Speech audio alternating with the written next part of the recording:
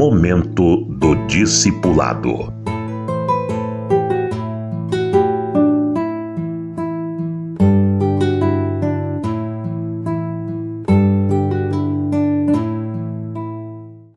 Algo que precisa ser ensinado logo no início e enfatizado com cores vivas é que o destino da alma depende da intimidade com o Senhor hoje. O destino eterno vai depender da intimidade com o Senhor hoje.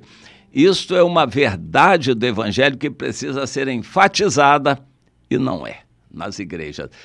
As igrejas admitem pessoas de todas as maneiras, alargam as portas, entra de todo tipo de gente, isso é um problema.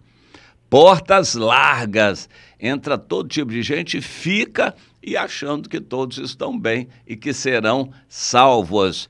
Jesus foi muito duro com relação a isto. Por exemplo, em Mateus, no capítulo 16, a partir do versículo 24, então disse Jesus a seus discípulos: se alguém quer vir após mim, a si mesmo se negue, tome a sua cruz e siga-me. Tem que negar a si próprio, negar o mundo, negar a velha vida, tomar a cruz, sentença de morte para o mundo. Só aí vai conseguir seguir a Jesus. A maioria dos crentes não fez isso. Não negaram a si mesmos, são soberbos, vaidosos, egoístas, egocentristas. A maioria dos crentes gosta do mundo, tolera o mundo e ama coisas do mundo. A maior parte dos crentes não toma cruz nenhuma. Eles querem um evangelho fácil, igreja de portas largas. Então, como é que vão conseguir seguir a Jesus? E ele explica, então, porquanto quem quiser salvar a sua vida, perdê-la-á. Mas quem perder a vida por minha causa, na verdade, achá-la-á. Você que está pensando em ganhar o mundo, aproveitar o mundo, melhorar a vida, crescer, ter carreira e ganhar dinheiro, se vestir bem, ter casa própria, conseguir uma moto boa, um carro melhor, você que está querendo ganhar o mundo, às vezes você está perdendo tudo na eternidade. Mas se você negar essas coisas todas e colocar o Senhor em primeiro lugar como o mais importante, então, na verdade, você vai estar ganhando a sua vida. Isso precisa ser pregado e as igrejas não pregam. Pois, Jesus continua, que adianta, que aproveitará o homem ganhar o mundo inteiro e perder a sua alma? O que dará o homem em troca da sua alma? Ou seja, não tem preço, a alma não tem preço.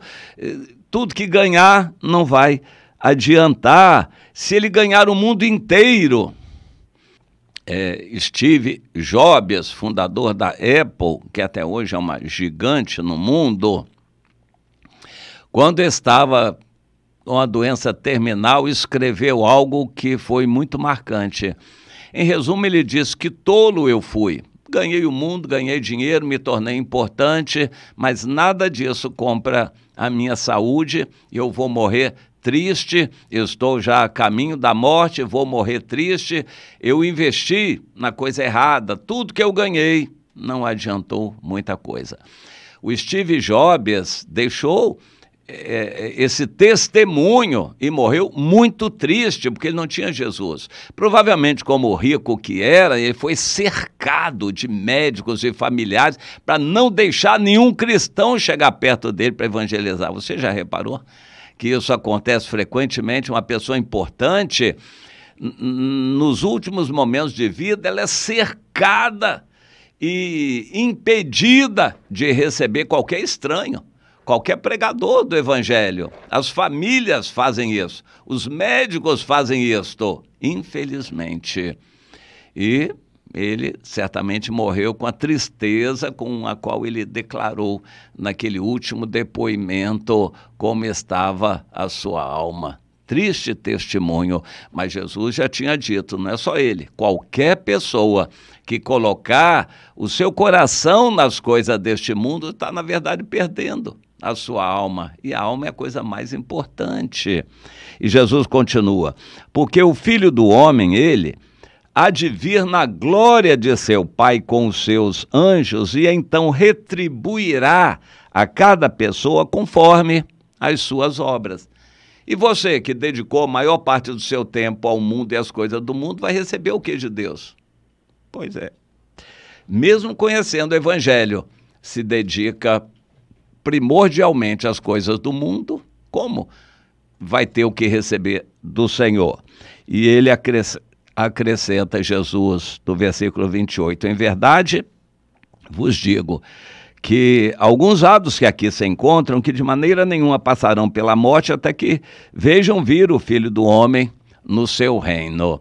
Bom, isso de certa forma já se cumpriu com a vinda do Espírito Santo no dia de Pentecostes, a inauguração ali do reino de Deus na igreja, mas isso aponta para o futuro também. A gente deve se preparar, porque não sabe o dia nem a hora. O interessante é que a partir daí, no capítulo 17 de Mateus, nós temos o episódio da transfiguração. Jesus levou com ele os 3 discípulos mais achegados, Pedro, André, o Tiago e o João. Pedro, Tiago e João. O André, irmão do Pedro, não entrou nessa leva. Era o Tiago e João, que eram irmãos, provavelmente primos de Jesus, e o Pedro. Esses 3 eram considerados os mais íntimos de Jesus, e eles foram acompanhando Jesus ao monte onde aconteceu aquela transfiguração. Jesus se transformou, assumiu vestes brancas resplandecentes, a glória de Deus estava ali, os discípulos caíram por terra e veio aquela voz do céu falando, este é o meu filho amado, eu tenho prazer nele. Mas os discípulos chegaram a ver Moisés e Elias conversando com Jesus, e algum deles percebeu que o assunto era a respeito da morte de Jesus, como ele deveria morrer, os detalhes. Então Deus enviou os 2 para falar com Jesus de como seria a morte dele. É uma experiência assim muito interessante, muito linda, marcante. E os discípulos desceram e Jesus disse, não contem isto até que o Filho do Homem seja glorificado, ou seja, até que ele ressuscite, vocês não contem isso para ninguém. Essa experiência é para vocês, essa revelação da intimidade de Deus é para vocês.